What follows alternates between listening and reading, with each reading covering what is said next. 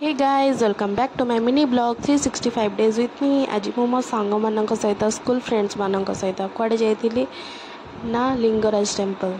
तो आम ये पहुँची जाइलु। This is the entrance of the Lingaraj temple.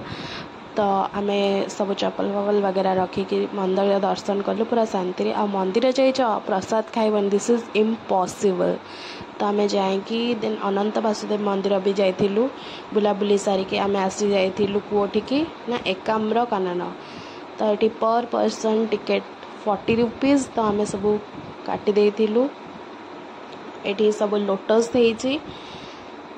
एठी गोटे शगड़ भी थिला। तो आम फटोस टिके उठे देलु से छन छन छन छन पड़ोची मो सांग या तो झाड़ा मारलानी। देन एठी आंकर ब्रोमांस चलछि। ओ गॉड आंटी तम झूला को देखी बाबुला कांदुची मोर बाबुला कांदुची। देन केते सब मजा मस्ती पर आम घर को रिटर्न कर जाइथिलु।